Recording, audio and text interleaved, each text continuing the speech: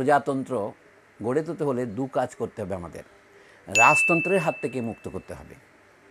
যেমন বংশানুক্রমে এক বংশের লোক বছরের পর বছর, যুগের পর যুগ যেন প্রধানমন্ত্রী বা রাষ্ট্রপতি থাকতে না পারে। দুই, যদি সত্যিকার একটা প্রজাতন্ত্র আমরা চাই, তাহলে আমাদের মানবিক যে মৌলিক অধিকার, এখন এনজিওদের কল্যাণে আন্তর্জাতিক তথাকথিত ইম্পেরিয়ালিজম এখন নতুন নাম নিয়েছে, ইন্টারন্যাশনাল কমিউনিটি। তো তারা কি বলে? তারা বলে মানবাধিকার। কিন্তু মানবাধিকার কথাটা খারাপ নয়, তলে তলে একটা চোরাই এবং ছিনতাই হয়ে গেছে, এটা কি বুঝতে পারছেন? হিন্দিতে চুরাই বলে আর কি। হ্যাঁ, আপনি এক পুরো জীবন চুরাই করেছেন এখানে, সেটা কি নাগরিক অধিকারের কথাটা হারিয়ে গেছে। এমনকি 70-এর দশকেও আমরা সিটিজেন্স রাইট বলতাম, নাগরিক অধিকার রক্ষা সমিতি হতো, ভারতেও হয়েছে, আমাদের বাংলাদেশেও হয়েছে। এবং মওদুদ আহমদ ঘটনাচক্রে এই নাগরিক অধিকার কমিটির সচিব ছিলেন। আমাদের এই নানা দিক থেকে যে অধিকারগুলো আমাদের হারিয়ে ফেলেছি আমরা, এগুলি পুনরুদ্ধার করা হচ্ছে এখন প্রথম কাজ। সোজা কথায় প্রজাতন্ত্র গড়ে তুলতে হলে দু কাজ করতে হবে আমাদের। রাজতন্ত্রের হাত থেকে মুক্ত করতে হবে।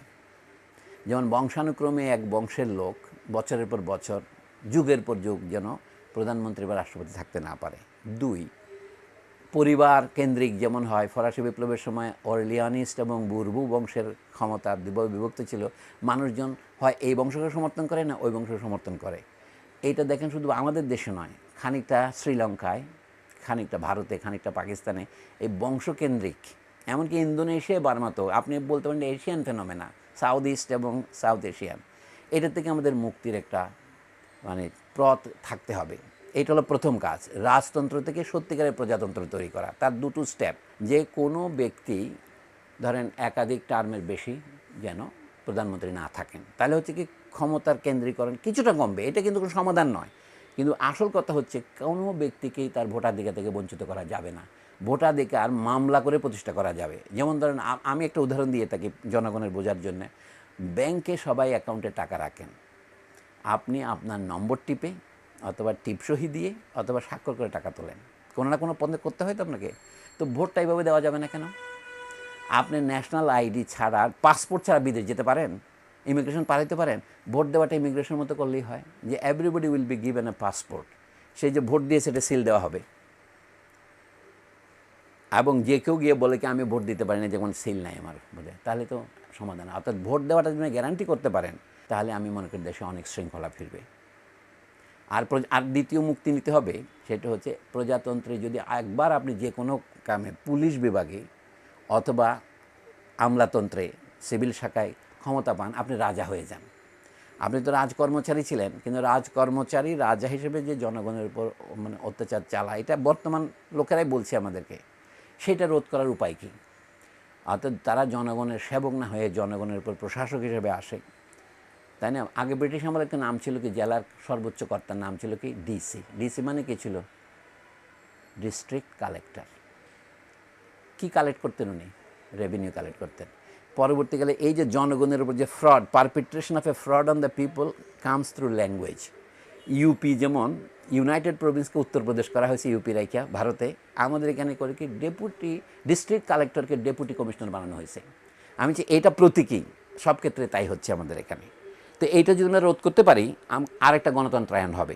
100 দরজা খোলা আছে, বোঝা হচ্ছে না? ঢোকার পথ একটা, এখানে বের হওয়ার পথ 1000টা। আমি একটা পুরনো ম্যাটাফোরকে ঘুরিয়ে বললাম, উল্টা করে বললাম, বলা হচ্ছে বঙ্গদেশে ঢোকার 1000 রাস্তা আছে। এত ধন সমৃদ্ধ দেশ যে এখান থেকে এসে কেউ যেতে চাইতো না। মুঘল আমলের হওয়ার তার আগের কথাই। হ্যাঁ, তো বলছিল কি এখান থেকে বের হওয়ার একটিও রাস্তা নেই। আমি উল্টা করে বলি, অভ্যুত্থান করার রাস্তা একটাই, জনগণের নিজের হাতে ক্ষমতা গ্রহণ করার জন্য অনেক ত্যাগ স্বীকার করতে হয়, অনেক প্রাণ দিতে হয়, অনেক মুক্তিযুদ্ধ করতে হয়। তবে আমি এত বেশি ম্যাটাফোর পছন্দ করি না। এটা আমাদের দ্বিতীয় স্বাধীনতা। আমাদের স্বাধীনতা একটাই, আমার ঘর থেকে কেউ আমার ঘরে চুরি করে চলে গেছে, আমি আমার ঘরে আসি, এটা আমার দ্বিতীয় ঘর বলবো নাকি? এটা প্রথম ঘরেই। বাংলাদেশের বর্তমান রাষ্ট্রের ভিত্তি হচ্ছে 1971-এর মুক্তিযুদ্ধ, সেইটা ভুলে গেলে চলবে না। আমরা এখন যেটা লাভ করেছি, তাহলে সেটা কি?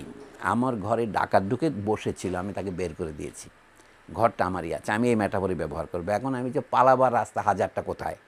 পদে পদে বেইমানি হতে পারে, পদে পদে হতে পারে। যেমন ফ্রান্স ফানোর বই আপনি পড়েছেন, অন্যরা না পড়লেও বলবেন, র্যাচেট অফ দ্য আর্থে তিনি লিখেছেন যেটাকে যে চ্যাপ্টার ইংরেজিতে বলে পিটফলস অফ ন্যাশনাল কনসাসনেস, 3 নম্বর অধ্যায়। ফরাসি ভাষার থেকে সরাসরি অনুবাদ করলে হয় মিস মেকোনাসন্স, কথাটার মানে হচ্ছে মিস রিকগনিশন, মানে ব্যাড আন্ডারস্ট্যান্ডিং। পিটফলস মানে আমাদের ভুল বুঝাবুঝি কী, মনে বলছি কি ন্যাশনাল কনসাসনেসের মধ্যে যে হয় আমাদের ভুল বুঝাবুঝিটা হচ্ছে এখানে যে এক নেতা এক দেশ স্লোগান দেওয়া যাবে না। মুক্তিযুদ্ধ কোনো নেতার একক কীর্তি নয়, কোনো নেতার কীর্তিকে অস্বীকার করার জন্য বলা হচ্ছে না। বহু মানুষের অংশগ্রহণে যে মুক্তি সম্ভব হয়েছে সেটাকে অস্বীকার করা ঠিক নয়।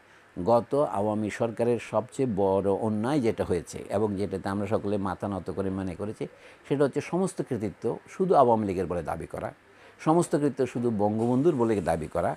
এটা যেটা ডাহা অসত্য, সেটার বিরুদ্ধে আমরা কেউ প্রতিবাদ করতে পারিনি। এখন সেটা প্রতিবাদ যদি করি তাহলে মনে হবে যে আপনি মনে করেন যে আমাদের বিপ্লবের ফলাফল কখনো হাতছাড়া হবে না। এই একটা উদাহরণ দিচ্ছি, কোনো এক নেতার উপর নির্ভর না করা। এবং এখন যেন অভ্যুত্থান যারা করেছেন ছাত্ররা, এখন তারা যদি ধরেন কথায় কথা বলেন লাইসেন্স পারমিটের ব্যবসা শুরু করেন, তাহলে এইখানে তার যে কীর্তি অভ্যুত্থান সফল করার ক্ষেত্রে, সেইটার জন্য আপনি তাকে দুর্নীতিগ্রস্ত করতে পারবেন না, তাকে আইনের শাসনের অধীনে আসতে হবে। তো এই কথাগুলো আমার মনে হয় আস্তে আস্তে আমরা আরও আলোচনা করতে পারবো। আমার বক্তব্য হলো অনেক পথ আছে, পথটা কোথায়? আমাদের এই যে রাজনৈতিক অধিকারহীনতার পিছনে একটা বড় কারণ, যেটা আমরা অ্যাড্রেস আমার আলোচনায়ও করি নাই, সেটা হচ্ছে দেশে এখন সম্পদ সঞ্চয়নের নতুন ধনী হওয়ার যে পথ খোলা আছে, সেটা হচ্ছে আইন বহির্ভূত। কার্ল মার্কস এবং অ্যাডাম স্মিথের ভাষায় প্রিমিটিভ অ্যাকিউমুলেশন অফ ক্যাপিটাল, এটাই হচ্ছে যার মানে যেটা আইনের পেছনে, আইনের বাইরে, বিহাইন্ড অ্যান্ড বিয়ন্ড দি ল, এটা হচ্ছে প্রিমিটিভ প্রিমিটিভ মানে হচ্ছে অরিজিনাল অ্যাকিউমুলেশন। এটা জার্মান থেকে অনুবাদ করা উর স্প্রুং লিশে আকুমুলেশন, এর মানে হচ্ছে অরিজিনাল। উর স্প্রুং মানে জার্মান ভাষায় আদি স্প্রিং আর কি, অভ্যুত্থান। ইংরেজি অনুবাদের দুর্ভাগ্যবশত এটা প্রিমিটিভ হয়ে কিন্তু আদিম কাল মনে হয়। It is taking place everyday, it's a very modern system but call primitive. তো সেই জন্য আমাদের মূল কথা এটা আমরা অ্যাড্রেস করতে পারছি না। এই যে বিপুল সম্পদ, যার ফল হচ্ছে এই অভ্যুত্থানের পিছনের কারণ কি? শুধু ভোটাধিকার বঞ্চনা নয়, এটা হলো সম্পদেরও বঞ্চনা। যেখানে কর্মসংস্থানের পরিমাণ ক্রমশ কমতে থাকে অথচ অর্থনীতি পরিসংখ্যান অনুসারে ক্রমবর্ধমান হয়, এইটাই হচ্ছে বৈষম্যের একটা একবারে নগদ প্রমাণ। Prima ফেসি evidence that employment is not increasing but what is called the per capita GDP is increasing, which means obviously per capita disparity is also increasing. এটাই হয়েছে ওই যেটাকে আমরা টেকনিশিয়াল ইকোনমিক্সে বলি একটা জিনি কোএফিশিয়েন্ট বড় হয়ে যাচ্ছে, মানে ইনইকুয়ালিটির পরিমাণ বেড়ে যাচ্ছে, অথবা লোরেন্স কার্ভটা আরও ঝুলে যাচ্ছে। এটা যত ঝুলে যায় ততই আপনার সমাজের ইনইকুয়ালিটি বাড়ে। বাংলাদেশের ইনইকুয়ালিটির পরিমাণ বিশ্বের সেরাদের একটি, কিন্তু এটা ধরুন 0.90 কাছাকাছি চলে গেছে। অ্যাভারেজ যদি 0.25 হচ্ছে স্ক্যান্ডিনেভিয়ান দেশগুলিতে। আপনি অনুমান করতে পারেন বাংলাদেশের ইনইকুয়ালিটির পরিমাণ আমেরিকার চেয়েও বেশি, মেক্সিকোর চেয়েও একটু সামান্য বেশি। আমি চাই এটা একটা বড় কারণ। মানে শেখ হাসিনার রেজিমের সবচেয়ে বড় অন্যায় হচ্ছে to directly promote and foster what is called crony capitalism, which is actually a form of primitive accumulation.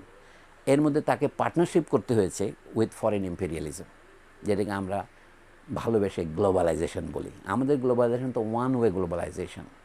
আমি বলছি আপনি যদি বেহাত বিপ্লব যাওয়ার জানলার কথা বলেন, the biggest window open is globalization.